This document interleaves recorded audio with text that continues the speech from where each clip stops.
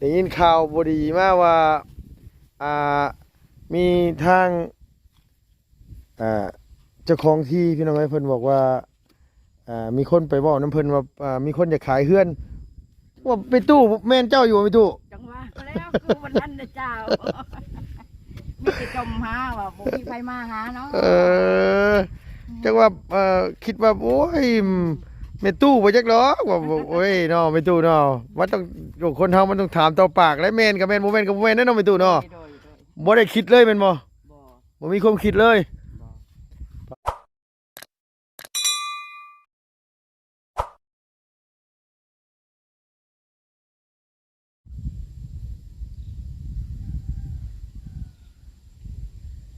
สบายดีสบายดีพ่อแม่พี่น้องเบิดสู่ขู่สู่คนเด้อพี่น้องเด้อระวังในและกะต่างประเทศนะพี่เนาะที่เขามารับมาชมช่องลุงเฮิมชาแนลพี่น้องเอ้ยมาพบมาพอกันเมื่อนี้ก็อยู่บ้านโพนสิมเมืองไกรสอนพรหมวิหารแขวงสวรรณเขตนะพี่เนาะพอดีว่ามีทาง FC ผู้ใหญ่ใจดีนะพี่เนาะเป็นกะให้ลุงมาเยี่ยมมายามมาถามมาไทยแน่ไปสำหรับปีใหม่แล้วเนาะพี่เนาะน้องสโบน้องหลอดครับเป็นยังไงอยู่เฮ็ดหยังอยู่ทำมาหากินหยังเนาะพี่น้องเนาะกับได้ยินข่าวอันทางบอโซเพิ่นเกินมาว่าอ่า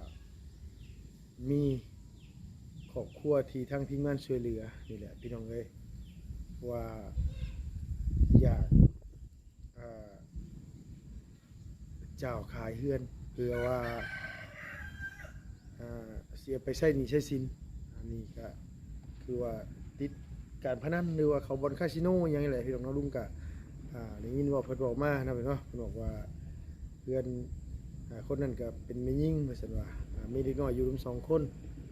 ภาวนาว่าบ่น่าจะเป็นน้องสมโอดอกพี่น้องเอ้ยลุงคิดว่าเนาะไม่ตู้แล้วคือสิบ่เฮ็ดแบบนั้นดอกทั้งนี้ก็ได้แล้วก็ทางล่ะพี่น้องเพิ่นให้ลุงมาบอกกับทางบอโซ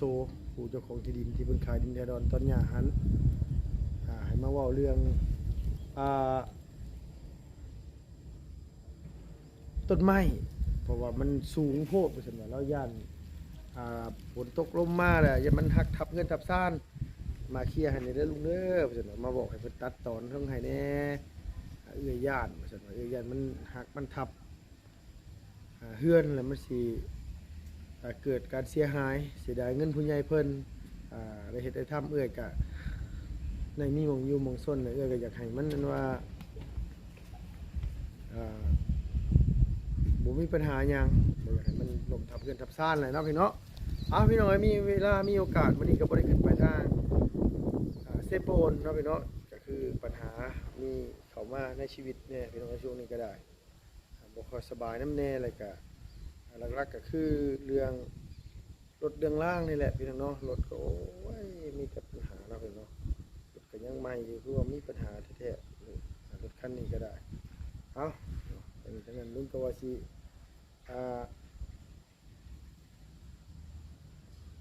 เอาไปล่างแล้วสิให้เพิ่นไปเก็บสีรถเนาะพี่เนาะถ้ามันบ่ไหวเลยก็สิเอาออกซะพี่น้องเอ้ยลุงก็สิขายซะสิขี่มอเตอร์ไซค์เอาดอกพี่น้องเอ้ยขึ้นเซโปนก็สินั่ง2แถวไปดอกบัดทีนี้ไปหาซื้อรถจักรอยู่เมืองเซโปนเพิ่นว่าจะคันไว้ถิ่มมาเฮือนอีหลาไส้นะพี่เนาะเวลาขึ้นไปเฮ็ดเวียกญี่ปุ่นก็ขี่รถจักรไปสิกลับมาบ้านมาซ่อมก็สิได้นั่งรถ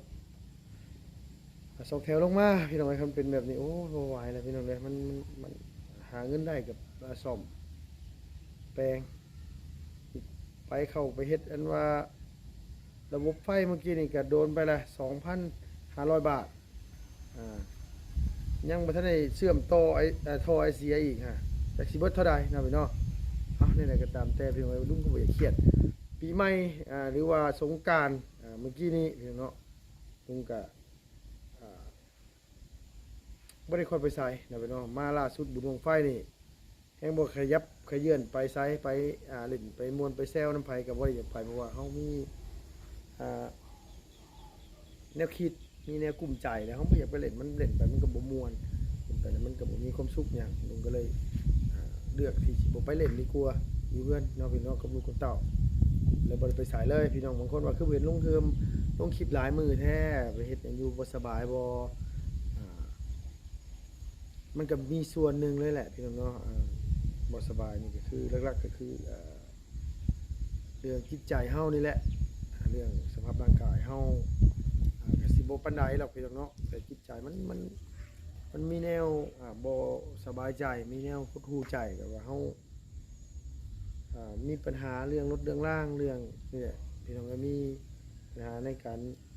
สมรถสมล่างนี่แหละมันบ่คิดอยากเล่นอยากม่วนเลยบ่ไปใส่อยู่กับตัวเองมันหลายๆที่สุดนะพี่เนาะเมื่อวานนี่ก็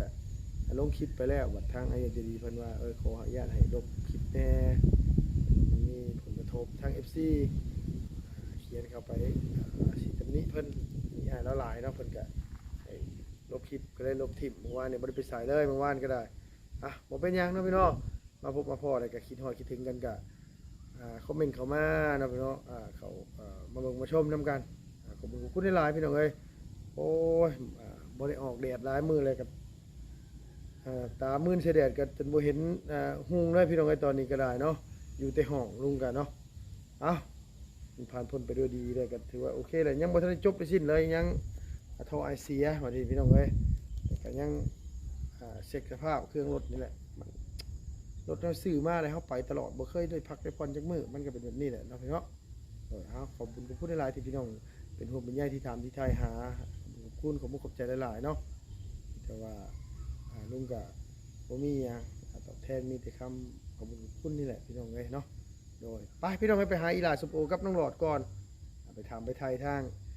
พ่อตู่แม่ตู่ทางนาบ่าวนาสาวเพิ่นเนาะพี่เนาะไปพี่น้องเอ้ย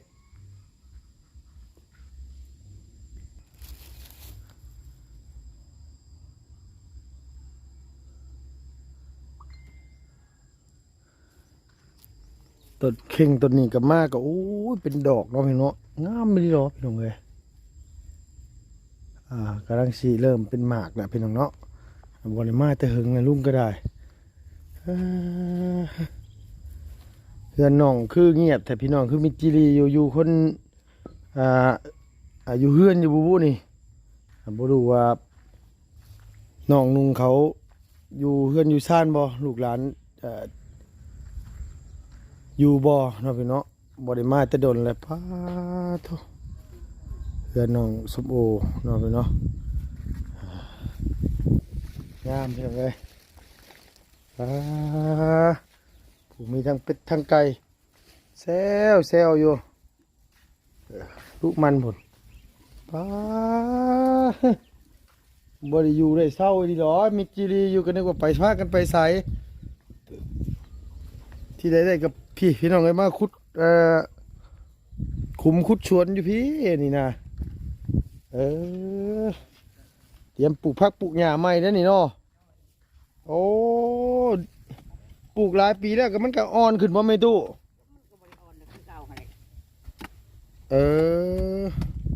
โดยสบายดีเด้อสบายดี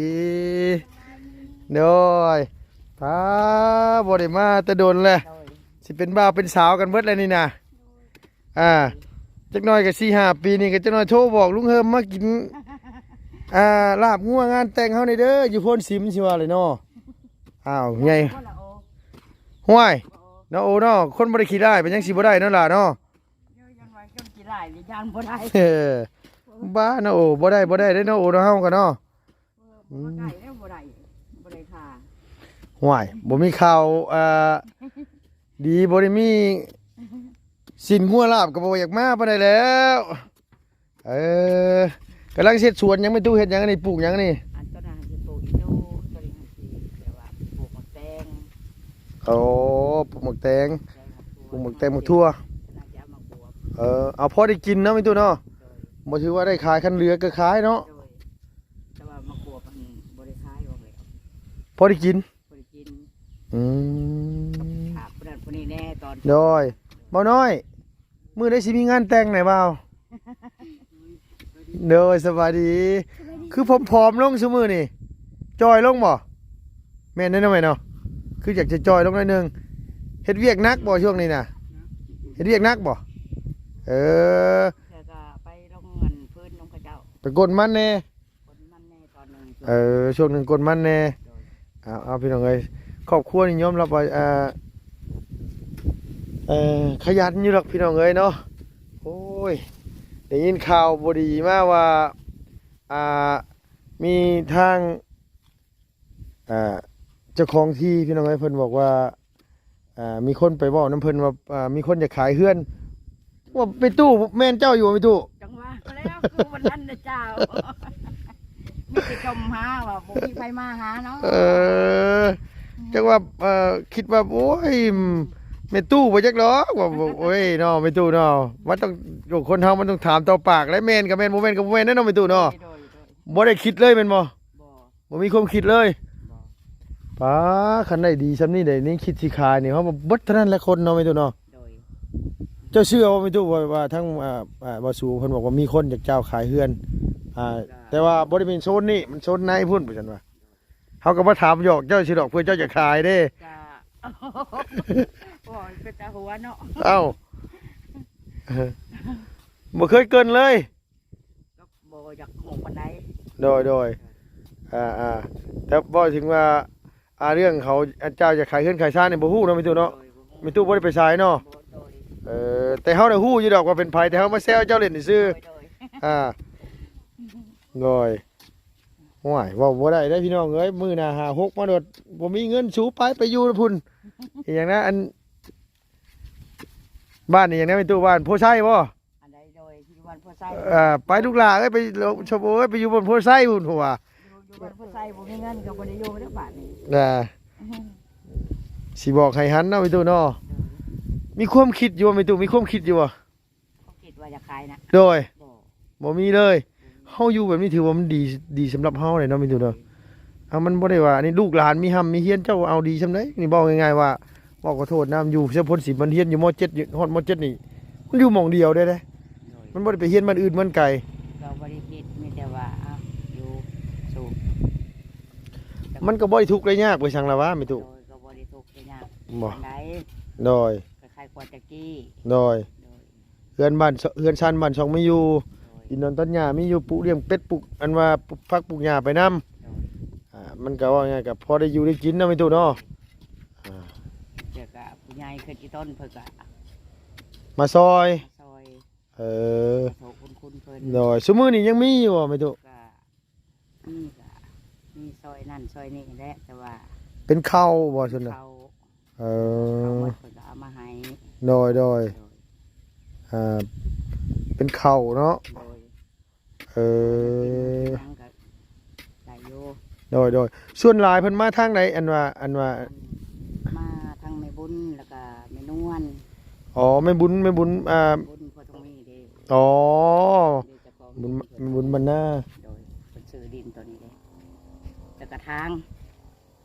ให้เพิ่นนะบัดนี้มันหกได้ก่อนสิว่า ตอนนี้เพิ่นชื่อใหม่บ่ โดยเพิ่นซื้อใหม่ อันนี้นี่เพิ่นเจ้าของเพิ่นอยู่เมืองนอกบ่ โดย เพิ่นไผ ยังวะมีวิ่ง อืม มาหาเท่านึง โดย มาหาเท่านึง อันนี้นี่เพิ่นให้ไผซื้อให้แม่โอ้ทางเอ้ยบิ้งเนาะ โดย อ๋อโดย มันหกทาง ทาง โดย ปลูกหยังก็ได้ที่นี่น่ะ ได้นะ ปลูกได้แล้วแหละนี่เจ้าว่าไม่ตู้ขยันกับปลูกมันหก เราเรื่องที่แม่นี่น่ะเราเรื่องปลูกเราเรื่องใส่ มันบอกเป็นราคาทั้งเทิงปลูกกระปลูกบาท เอ ไป อ ที่มีแต่ขนอยปลูกคนเดียวเยอะ มันพอได้เนาะ ได้ สมมุติข้างเทิงบุญเขาเห็นนะพอได้เขาตอกน้ำเดียวนี่ โดยที่บ่มีไหนคือ อ่า บ่มีบัตรโล สมมุตินี่มันโลเท่าไหร่ใช่ไหมตู้น่ะ ขึ้นดอกน้อยๆนั่นก็ดอก จับกำมะยี่ โลสิบห้า เออ กี่เอ็มบ่เว้าแล้ว60แล้วปีกายนี่ โดย เฮ็ดมัด10,000ก็ยังได้ขายเลยปีกายเดือนยังบ่ได้เลย เดี๋ยวนี้เงียบมันพระมันศีลที่เขาก็ไม่ได้มาถามเลยเออ เจ้างานบุญงานหยังเขาเจ้ามาซื้อนำเด้ โดยเดี๋ยวนี้มันหลายแล้วก็อันนี้เนาะเออ สวนเลยก็เอาไป ได้ยินมาชมโอลุงได้ยินว่าอันทางมีคนจากเจ้าขายเฮือนมาฉันว่ายุทธอันว่าอันนี้ ลุงก็เลยข้องใจว่าจังว่าไม่ย่าชมโอไปติดการพนันอยู่คาสิโนลอยขายเฮือนหลานมาจักเลิกว่ะ ขายดอก มันสิไปคาสิโนก็ให้ได้บ่มีรถไป เอาไปเช็คไปที่แม่ โดย โอ้ เมื่อยแล้วบัดนี้ โดแล้วเพิ่นก็บอกละเอียดพร้อมได้แม่ไม่ตู้เอ้ยเพิ่นบอกว่าที่คนอยากขายน่ะเขาเจ้าไปเล่นคาสิโนเลยเขาเจ้าเป็นหนี้ว่าซั่นว่าหมายความว่ามันต้องมีแหละพี่น้องไอ้คนที่ว่าเขาเจ้าเล่น แม่ เนาะแม่เนาะ โดยแต่ว่าเฮาบ่ได้ไปไสลาบ่ฮู้ โดยว่าง่ายว่าถึงหู้อีแม่ก็บ่บอกนะมันยังผิดกันว่าไง โอ้เอาพี่น้องเอ้ยอันนี้ก็เฮาบ่อยากให้มีความคิดแบบนั้นนะแม่เนาะว่าง่ายๆคือผู้ใหญ่เพิ่นเฮ็ดให้เฮาเรียบร้อยเบิดแล้วเนาะเฮ็ดให้จนว่ามีหม่องอยู่หม่องชนหม่องพักหม่องเช้าบ่แล้วบัดสิมา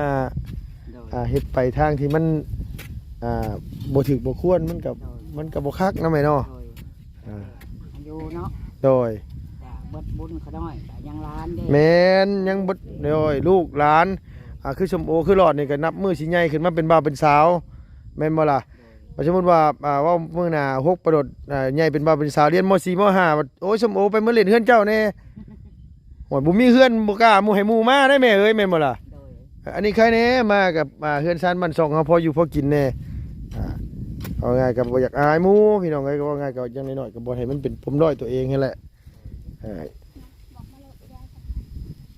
เขียน พุ่น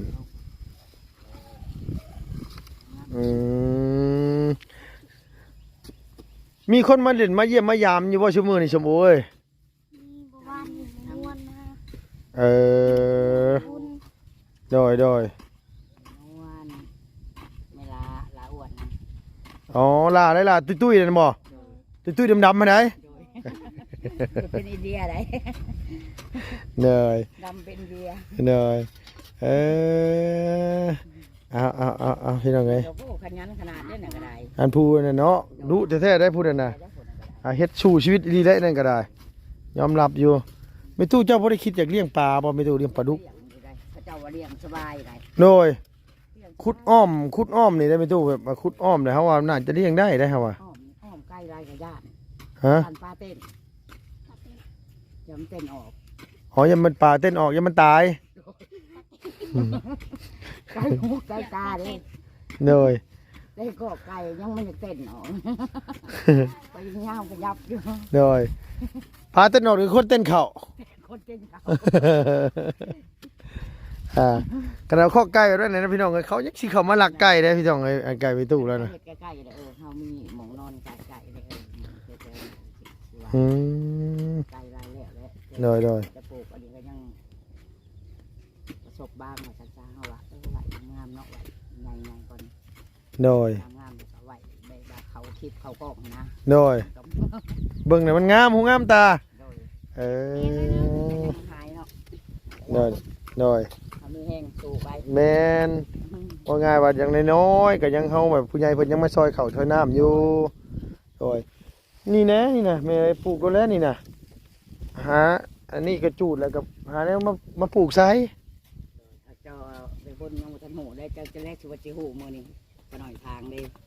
เพิ่นโอ้ยเดี๋ยวจ้างไอ้หน่อยก็บ่มีเงินจ้างเพิ่นว่า เอ มีมื้อ อ นึงว่าโซ โดยโอ้ยปลูกนี่ก็ซ้ำสินี่พอได้กินได้อยากอยู่แล้วเขาว่าปลูกค่ะแต่ว่าปีนี้เขาเจ้าบ่ได้ค่อยเฮ็ดมันเนาะอยู่บ้านพุทธศิมนี่เนาะ ตัวนั้นก็รุดปลูกพังอันนั้นเครื่องปลูกอันนั้นเบี้ยมันเฮ็ด โอ้ งามเขาเจ้าก็เลยบ่ปลูก มันน่ะเนาะเออโดยอ่า งามแต่ตัว คำแพงนี่เพิ่นเฮ็ดใหม่บ่ตอนนั้นน่ะ เฮ็ดใหม่เด้ กลัวปะ เฮิงนึงเพิ่นก็ขายตัวนี้ อืมพอบุญมาบ่ลูกหลานมื้อนี้ โดย โดย เพิ่นโทรบอกวันทางลุงเฮิมทางสิเข้าไปหาทางอีลาสมโอบ่ซั่นก็มะพร้าวนี่ปลูกจากต้นแม่ สอง ชองอยู่หุ่นคุกพวกนึง มะพร้าวยังมะพร้าวธรรมดาเฮานี่ดอก เตี้ยเด้ค่ะ พอเตี้ยน้ำหอมนี่เนาะ ก็พอ เขาเตียงเสีย เตียงซื้อมาสองอย่าง ต้นมะมี่กับต้น โดย มะพร้าว แล้วก็สามอย่างแล้วก็อิหยังพกทางบ่ขึ้น เครื่องก็ไว้ มันยังบ่ทันได้งามคือแบบนี้ โดยเป็นยังไงบัดนี้ถามเรื่องการทำการเฮียนพอได้เขียนได้อ่านออกอยู่บ่ลูกล่ะ โดย ได้อยู่เนาะ อ่านมาได้อยู่ อ่านได้อยู่ โดย เขียนได้ซะ ได้ ได้คือกัน โดย ตลอดเด้ ได้อยู่ได้อยู่เนาะบ่ได้เป็นคนจ้าปานใดล่ะวะบ่จ้าปานใดเนาะ จ้าแล้วบ่ไป คันจ้าแล้วบ่ต้องไปมันเสียเวลา เสียแม่น มันต้องไปมันต้องตั้งใจเฮียนตั้งใจศึกษาว่าไงว่าปีนี้อยู่ปอใดเด้อสมโอเจ้าล่ะ ก็สี่ ป.4เสียงจบๆนั่นก็ปีหน้าขึ้นป .5 เนาะ โดยจะหน่อยก็เซ็งแล้วก็ผัก พักเพิ่มแล้วก็ขึ้นเขาข้างห้องขน้อยว่า ตลอดได้หลอด เป็นอยู่นั่นนี่ เป็นน้อยหนึงธรรมดาเลยลูกหล่ะให้มันเป็นได้ลูกเอ้ยขึ้นไปฮอดมอเลยเพิ่นบ่ได้สอนเจ้าแบบนั้นนะเพิ่นเขียนใส่กระดานนะเพิ่นย่างหนีแล้วได้อ่านได้อ่านบ่ได้ก็เรื่องแต่เจ้าแล้วบาดที่นี่น่ะตัวน่ะ ได้เพแดงเหรอว่า เอาตั้งใจเอาลูกเอ้ยเฮ็ดไหนๆซะนะเฮาก็คือว่าแหละแม่ไปทางพ่อไปทางอยู่กับอากับย่างอมแงมอยู่พ่อจะมาเล่นน้ำหยดปีใหม่เมื่อกี้นี่ บ่ได้มาแล้วเพิ่นบ่มีรถ เออทั้งเจ้าก็บ่ได้เข้าไปหาพ่อเจ้าเลยบ่บ่ได้ไปใส่เลยบ่ได้ไปใส่เลย โดย แม่เพิ่นเป็นจังได๋ใช่มั้ยตู่ตัดสินได้บ่ ออกแล้ว ออกแล้ว โดย ไปอยู่ใช้เฉยๆแม่เพิ่น อยู่น้ำพอ ฮะ อยู่น้ำพอข้างนอก กลับมาอยู่นํกันอีกโอ้ยพี่น้องเอ้ย น้อยนี่บ่เอาดอก เนาะ โดย อันนั้นก็คือว่าไงวะพ่อสมโอกับเชิดๆแบบนั้นพี่น้องเอ้ยคนเป็นแต่เมียตัวง่ายก็ได้เว้ยนั่นก็ได้ กลับมาอยู่น้ำกันแล้วชั่วโมงนี้ โดย พ่อกับแม่แท้ๆเพิ่นนี่กลับมาอยู่น้ำกันแล้วนะแม่เนาะ โดย โดยก็ถือว่าเอาดีแล้วล่ะคันเพิ่นมาแล้วเพิ่นเปลี่ยนแปลงสร้างครอบครัวใหม่เฮ็ดเพื่อลูกเพื่อเต้าก็สินี่แหละทางอันลูกไผ่เจ้ากับลูกชายเจ้านี่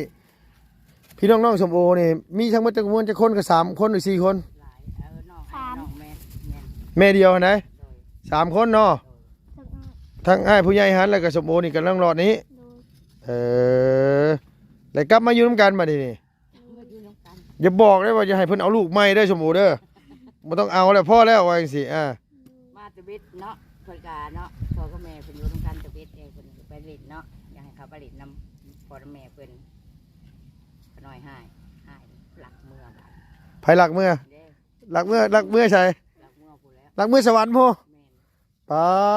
ปานนั่นบ่ร้อยตัวกันเลยลูก พ่อว่าอันย่างมาฉันพ่อเชื่อดอกก็แป๊บเดียวนึงไปแล้วเพิ่นขี่ต่อไปจนขี่ไปชงหันบ่ได้แม่ยังแม่น้องมวยไปชงหอดลักเป็ดบัด อ่าอื ไป ม เล่นมาดิช่องมือเลี้ยนติดบ่ชนน่ะเงื่อนน้ำตาปล่อยจับขาตีเดี๋ยวพักโตเดี๋ยวบัดนี้ หายบัดนี้บ่เบิ่งเอาบัดนี้อยากพ่อเพิ่นปิ้งเด้ พ่ออยากให้พ่อสิขาวบ่เมื่อเลยบาดทีนี่ บ่เบิ่งเอาบัดนี้ ย่านซ้ำ ญาติแล้วบัดนี้ มิดชะม้อยบ่เออ บอกว่ากันดนแล้วจังเอามาเลยบ่เอาได้ว่าหน่อยว่าได้นี่แหละ คันเมื่อโดนเลยกลับมาเนี่ยบ่เอาแล้วบ่รับแล้วบาดนี้ บ่เอาแล้ว โอ้ยเกือบแม่นได้ไปย่างข้างทางเนาะเกือบเป็นไปเก็บกระป๋องขายเกือบอยู่ดีว่าบ่มักเกือบเป็นแม่ย่าไล่ออกจากอันมรดกพี่น้องเอ้ย ได้ที่ใดผู้เดียวเนาะ น้อย น้องหลอดได้ เออ อยู่ น้องหลอดนะผู้เดียวนะน้องหลอดสมบัติน้องหลอดเดี๋ยวรวบแล้วน้องหลอดว่า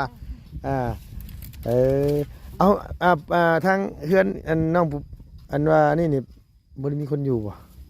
มันไปมาอยู่2 3มันว่า เออ ใส่วันนั้นแหละมันก็ไต่อยู่ในเรือนเนี่ย ค่าไฟบ่รู้ว่าน้องเพิ่นจ่ายบ่นี่ บริจาคได้เพื่อน ฮะ บริ จั จาก ค แล้วยังติจักแล้วเลยตามอันเท่านั้นเราว่ายังดูจัก อื แล้วสุดนี้ ม อยากเพิ่นได้เงินสุดนี้อยากเพิ่นบ่จ่าย บ่จ่ายอยู่บ่ได้แหละเฮาแต่ว่าซื้อน่ะเป็นซื้อเฮาคันว่า แม่น เฮาบอกให้ตัดน่ะเฮาตัดได้ เพิ่นฝากบินไผมาให้เบิ่งดูตัวนี่ซื้อไปนี่ซื้อบ่เฮิมยังซื้อบ่เฮิมเพิ่นอันสิขายเอาไปได้แล้ว บ่ได้เฮายังบ่ทันได้โอนหยังให้เลยจักอย่างเลยเฮ็ดหยังบ่ได้ดอกเอามีแต่ว่าขนาดว่ามีเฮือนมีซ่านให้อยู่ค่าไฟเดือนละ3-40 พันก็ยังบ่อยากจ่ายโอ้ แสนเท่าไรโอมแสนปลายลืมเลย เออ เอาโอเคฉันโอ้ยอันนั้นป้าหลาอยู่บ่ลูก บ่อยู่ดอกกระบงแรงผลมา ชงฉันเอาไปนั่นพุ่นบ่อันตูบเก่าแล้วพุ่นบ่ ถูกเก่าไปแล้ว โดยเอามีแต่ว่าลุงซื้อขนมมาฝากเด้อลูกเด้อโดยตั้งใจเฮียนนะลูกเด้อโดยอย่าหนีมือน้ำพลอยเด้อเขาจับขาวัดอันว่าผนังอีกได้ เพิ่มเสียวอยู่บ่ มา มา หา แข่ง มาหากะ มาแข้ง กับ แข่ง ยา กั ง บผักอัญญานางเรื่องให้พ่อบุญมาแข่งก็ได้ ปิดไปเลย ปิดแล้ว เอาปิดแหละก็เอาได้ลูกเอ้ยคันปิดแหละเอาคันปิดนี่พอเพิ่มเอาอยู่คันบ่ทันได้ปิดเนี่ยเอาบ่เอาเลยเฮ้ยป้าจะเป็นคูณพี่น้องเอ้ยเป็นหมากพุ่นน่ะ เวทหมากโห ฮะ เวทหมาก โอ้โห ยี่กระไรหมากโยงคนล่น เอาหล่นนะมันยันต้นมันตายได้ไหมตุคันว่าเขาเก็บไปหลายมันต้นมันตายอืมทางพอบุญมาอันว่าอันนี้เนั่นแหละเนาะอ๋อใบยานางครับอันนี้พี่น้องเอ้ยขอบขอบใจหลายๆลูกละมาแข้งนี่โอ้ย แข่งเขามันเข้ามาเก็บให้มันแก่ได้บัดนี้ แมน ได้3โก๊กก็มาแข่งก็ได้ ลกอีหลีเนาะไม่ตู้เนาะดอกยำยางอยู่พี่น้องเอ้ยเบิเบ็ด การปลูกอยู่ที่บ่เป็นก็ปลูกอยู่หันคนได้กินลำมัน โดยเอาเมื่อเด้อเสด็จไม่ตู้เด้ออยู่ดีมีแห้งเด้อเจ้าเด้อโดยสบายดีโดย ปลูกเว้าน้ำนี่ก็อยู่ดีไม่แห้ง โดย กันบนคำบนชูเด้อ โดยบ่น้อยเอ้ยคอยมาเถอะน่ะมีงานแต่งเด้องานแต่งเอาเมียได้แล้วเอาเมียมาซอยเลี้ยงหลานได้นี่ ชวนจักรลาน เออ ชวนจักรลานก็หน่อยว่ายังไงเพิ่งให้หนึ่งเขา อ่า หนึ่งก่อน เออ เอาพี่น้องเอ้ยบ่หยอกบ่น้อยเฮ้ยแล้วว่าโดยแล้วว่าเราอยากแต่งงานบ่จักพี่น้องเนาะเอาเนาะมีว่าจังไดก็ตามแต่เนาะพี่น้องเฮาก็คือฮู้คือเห็นกันนั่นแหละพี่น้องเอ้ยลูกหลานก็เขาก็เคารพศรัทธาเนาะพี่เนาะมาเยี่ยมมายามสิก็ดีใจได้พี่น้องเอ้ยยิ้มเป้ยอยู่ดีมีแฮงเบัดสุขุสุคนกันอยู่เนาะนี่เขาก็ดีใจได้ละที่ลูกหลานยังบ่ลืมคุณที่เฮ็ดที่ทำมานำกันเนาะเอานี่แหละขอบคุณหลายๆพี่น้องนี่ก็ขอให้พี่น้องอยู่ดีมีแฮงอย่าเจ็บอย่าจนมันไปด้วยสุขภาพพลามัยแข็งแรงอายุเหมือนคนยืนอย่าเจ็บอย่าจนเด้อสำหรับคลิปนี้ไปแล้วพี่น้องบ๊ายบายสบายดีเด้อพี่น้องเด้อ